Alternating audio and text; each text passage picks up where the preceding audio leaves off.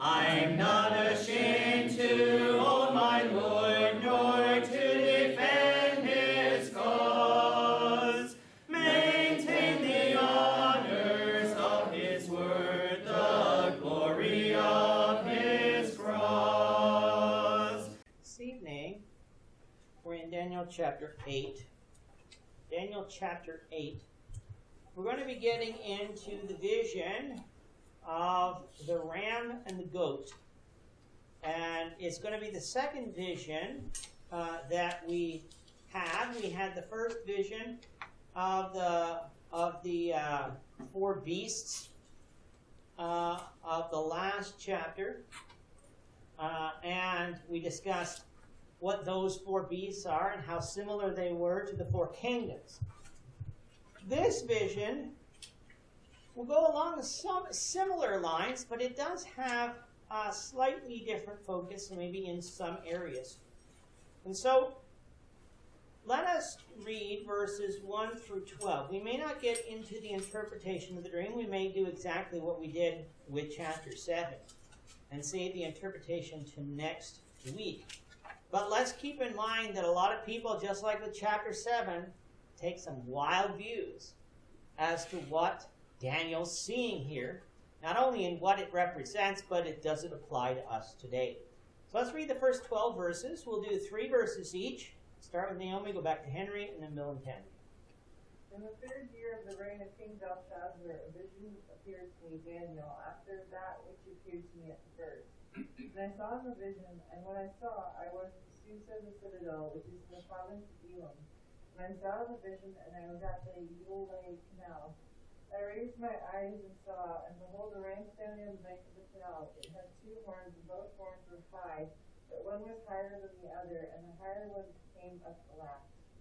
I saw the ram pushing westward, and northward, and southward, so that no animal could withstand him, nor was there any other could deliver from his hand. And he did according to his will, and it became great. And as I was considering, suddenly a male goat came from the west, across the surface of the whole earth, without touching the ground. The goat had a notable horn between his eyes. Then he came to the ram that had 2 horns, which had seen standing beside the river, and ran at him with furious power. And I saw him come beside the ram, and he was enraged at him, and he struck the ram and shattered his 2 horns.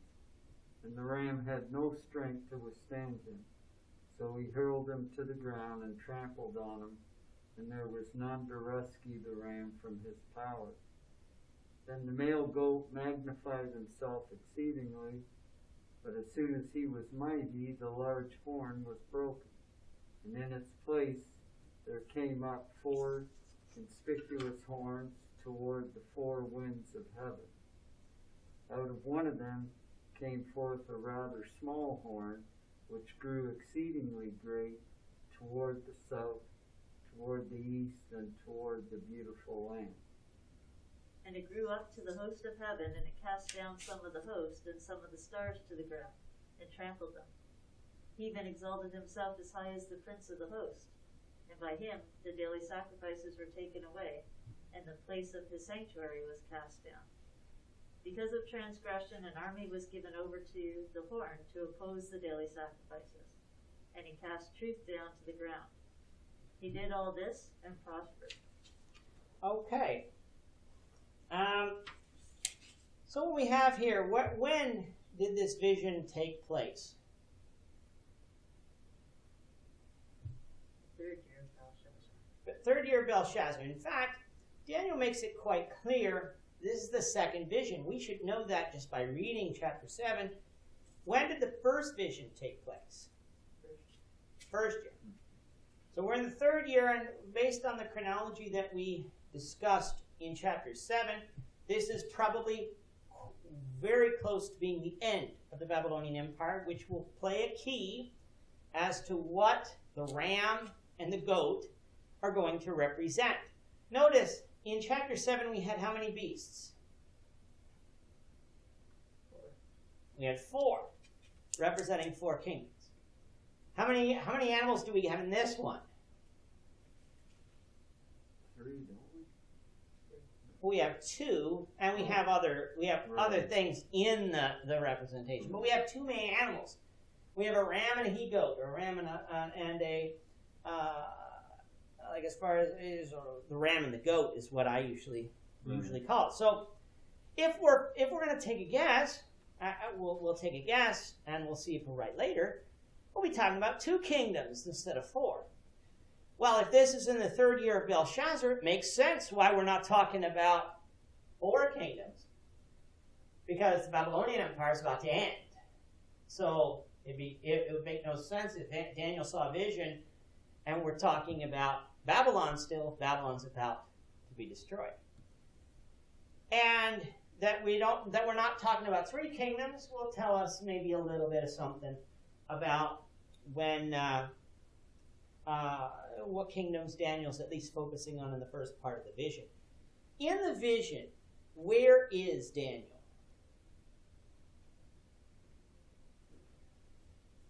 Well, it seems like he's moved ahead of time, transported to the citadel of Susa. Susa or Shushan, depending on which version you're in, whether it's Susa, Shushan, or something very similar. We've read of this place in Scripture. It did exist, and it did exist in Daniel's day too, but it existed in time periods that we're talking about here. Naomi, you want to get Nehemiah chapter 1 verse 1. Henry, you want to get Esther chapter 1 verse 2. And Bill can get Esther chapter 2 verse 8. Nehemiah chapter 1 verse 1. The words of Nehemiah, the sons of Hachaliah. Now it happened in the month of Chislev, in the 20th year, as I was in Susa the citadel. Okay. All I'm wanting to know is Nehemiah here. We're talking about 100 years in the future now, from when Daniel's seeing this vision. Maybe just even a little bit more than 100 years. And, pretty close to 100 years. And I just want us to know this place is a real place. It's not heaven. It's not some mythical place. It's a real place. Esther chapter 1, verse 2. No, your Esther chapter 1. In those days, when King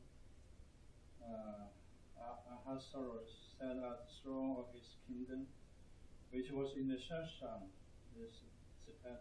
Okay, now Esther lived under which empire? The Babylonians. It wasn't that. Which of the 4 empires? It wasn't the Babylonians. Persia? It was Persia, the Medes and the Persians. Yeah. And so this Ahasuerus is King Xerxes, and it was the throne of his kingdom, which is in Shushan, the citadel. Esther chapter 2, verse 8. 2, verse 8. Yes, please. So it came about when the command and decree of the king were heard, and many young ladies were gathered to the citadel of Susa into the custody of Hegai, that Esther was taken to the king's palace in the custody of Hegai, who was in charge of the women. Okay. All I'm wanting us to know here is Shushan was a city. It was a royal residence in Babylon, and it continued to be that, especially more so with the Medes and the Persians. That's where the king would be. And so Daniel in this vision is here. It's not saying he is here. He's saying it's in the vision he's here. And so it was on the river Ulai. I don't know on my map where that would be. It's up in northern Iraq today, I think. And I don't have the map. Let's see if my map up here would show it. Let's see. Oh, there it is. All right, so I'll turn the projector on, and we can see where the map is. Give a second for the projector to turn on, and then I'll take my pointer and we'll be able to see where Shushan is in relation to our cities that we're talking about. And so this is a real place that we're talking about. So it's coming up. It'll get brighter in a second. So we have Babylonia here. This is the Babylonian Empire. Here's Babylon, right here. This is where he would have been. And we have up here, over here, Susa, or Shushan, depending on where we're talking about. I was wrong. Zach will tell me later. It's in Iran today, which would make sense. It's the Medes and the Persians. I should have thought about that. My brother will probably chastise me for it later. But Susa is here. Shushan is here. If you're wanting, if this is a regular map, like as far as a map of today, there's Baghdad. Right here is the Tigris River, the Euphrates River. And so Susa, or Shushan, would be over here. And that is where, and by the way, where we think is, where Abraham left down here. And so we have this map over here. This is the lay of the land that we're going to be talking about. And so this is the 3rd year of the reign of Belshazzar.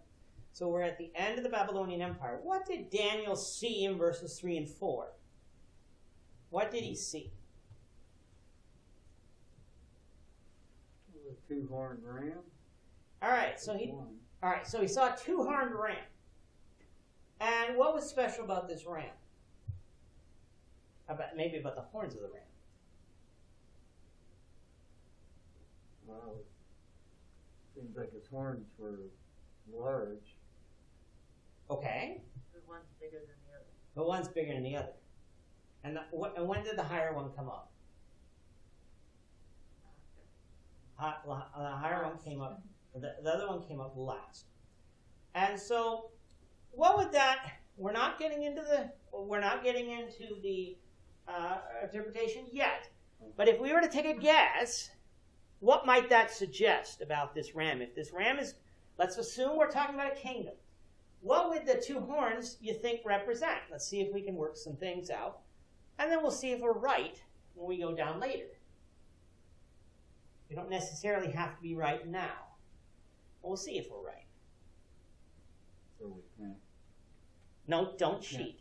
Just the horns. But like as far as you might be right, Yeah. but don't go down Well, and yeah. cheat in order to do that. If you're saying they're leaders, what's the horns stand for?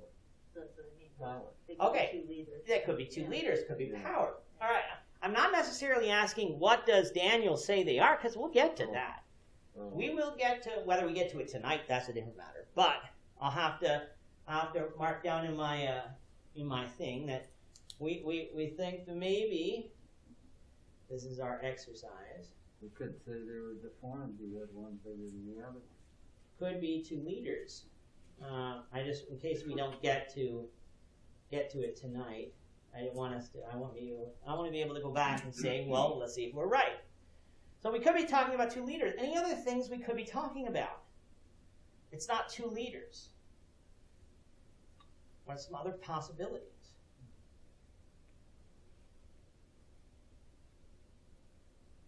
Perhaps it's 2 kingdoms or 2 nations that form. So for we could come along, or 2 nations that form this one kingdom. There are possibilities. I'm not saying one's right, one's wrong. These are some possibilities. If it's 2 nations, well, maybe they both rise to power and one rises up a little later. Or if they're 2 leaders, well, they're going to be the first one, and then we're going to see some larger leaders later. Could be. And that's where we're going to leave it. Where did this ram go in verse 4? It seems like it comes from the east because it goes west, north, and south. Okay, so that would be a very good inference to draw. Doesn't go east, so maybe it's coming from the east. And it's going to go north, west, and south. What would we say that would mean then, as far as where it went?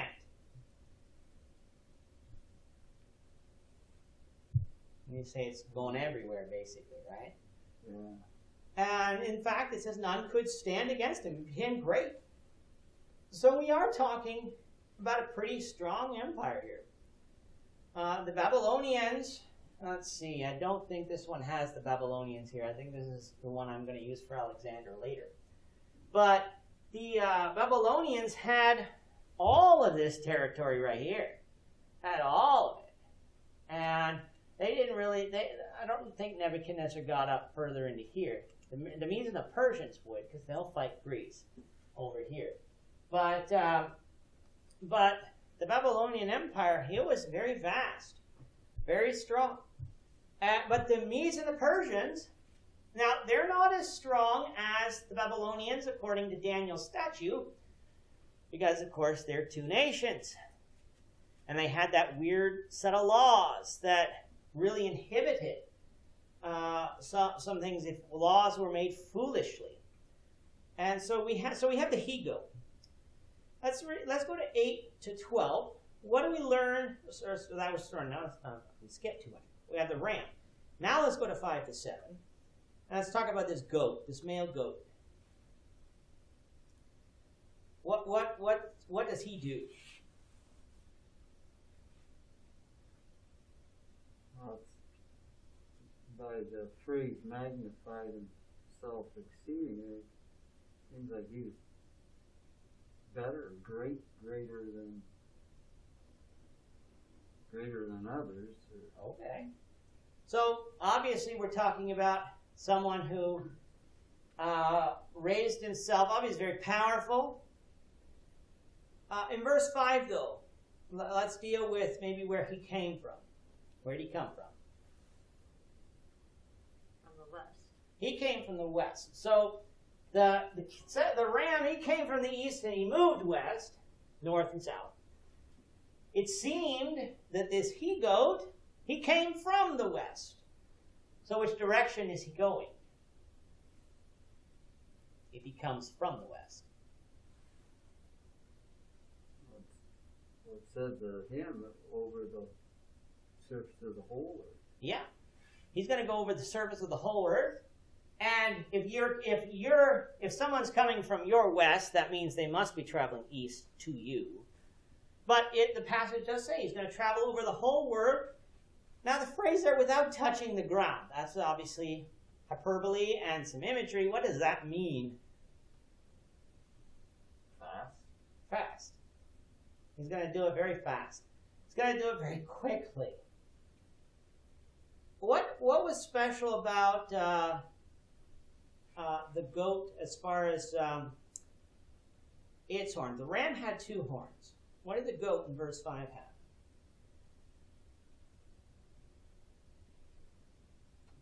Horn between its eyes. Had a horn between its eyes, a great horn between his eyes.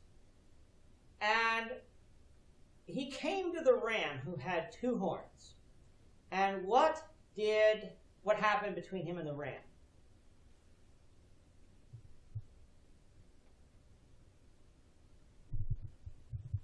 In verse 7, 6 and 7. Well, it looks like he attacks him, breaks his horn. Now, if he breaks the horns of the ram, if this was a physical thing, saw an actual goat and do that to the ram, what's going to happen? What's going to happen to the ram for an animal that breaks its horns? He's lost his ability to fight. Yeah. His power. He loses his power, loses his ability to fight, and is going to die. And like as far as a ram that loses its defense mechanism, is ripe for attack, and is going to die. So this goat, this male goat here, with the great horn, breaks the 2 horns and tramples the animal down. So, as Bill was saying earlier in verse 8, the male goat grew very great, but when he became strong, what happened? So that one horn was broken and there were 4 others. 1 horn was broken and 4 others grew in its place. So, let's think about this horn here. So we have this goat, I believe we could probably go nation, like or empire. What would horn represent here? Let's see. Let's think about this. What would horn represent here? It's one horn. If we go with Tammy's solution, what would we, if we were consistent, what would we say? All right, so could be a leader. And if this great horn was broken, what would that mean? Well, everything got divided up then between four. Okay, so first the leader died. Overthrown somehow, or Yeah, died, or he died somehow. We don't know how in the vision yet, but he died somehow. And his kingdom, or his rule wasn't taken over by one person. Another horn didn't grow up. 4 horns grew up. And where did these 4 horns go?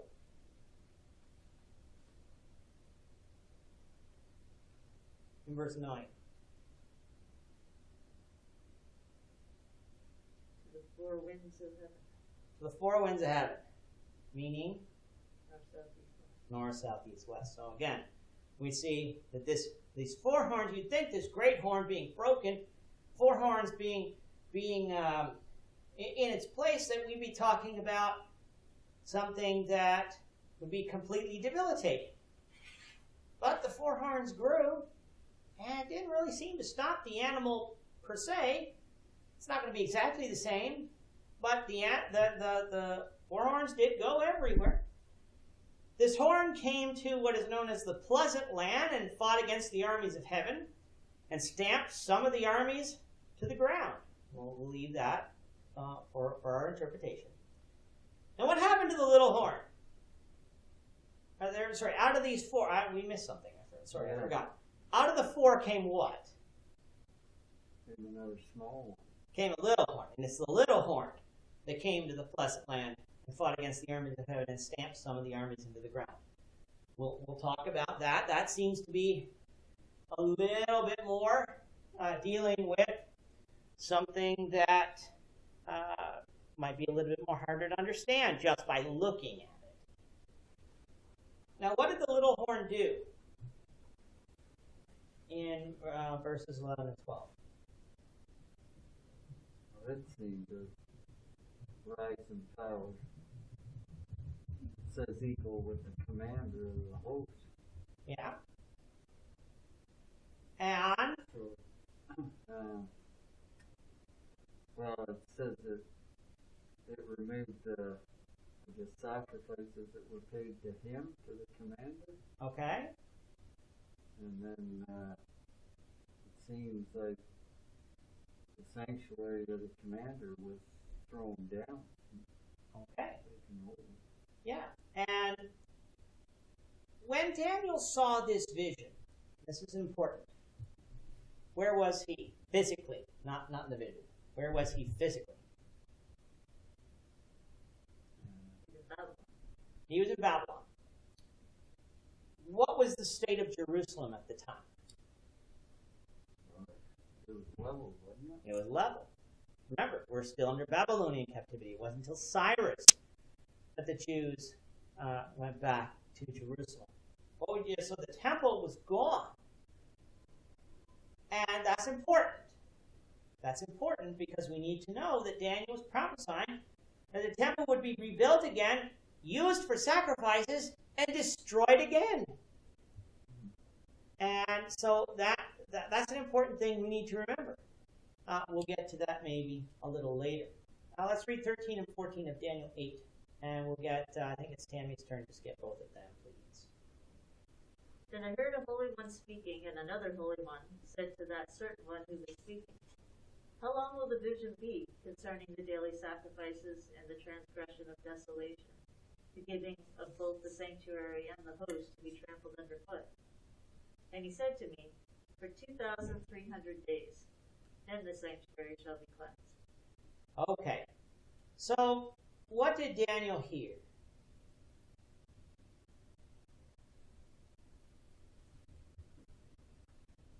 He says he heard the Holy One speaking. To who? Another holy one. Another holy one. So we have two saints, we might say, or two holy ones speaking to another. And what was the conversation like?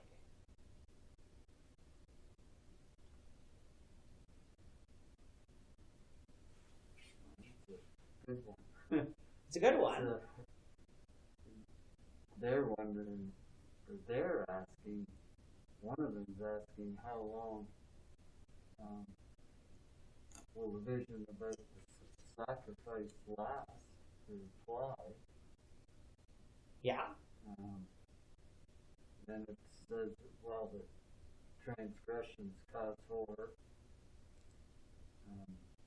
it seems like everything in the holy place is just getting wiped out. Yeah. So the conversations, all right, we've seen what's happening, especially in this last part of the vision. And it's like, how long is this going to last? Doesn't seem like it's ever going to end. And this would be distressing if you think about it, the temple. It was distressing to the Jews to be in Babylon at the time that they were. Think about the Levitical system. What was it centered around? The temple and those sacrifices. You can't follow the law of Moses fully without those sacrifices. Those sacrifices, you think about all of the feasts of tabernacles, of Passover, trumpets, of Day of Atonement, all of that involved sacrifices. All of that had to be done by the Levitical priests in the tabernacle where God has placed his name, in the temple where God has placed his name. So in captivity, none of that was going on. And that would have been distressing enough. Okay, so we get the temple rebuilt, and sacrifices are starting again, and all of a sudden, it gets destroyed again. And what we have here is a conversation. How long is this going to last? What was the answer to Daniel? Well, seems like a long time.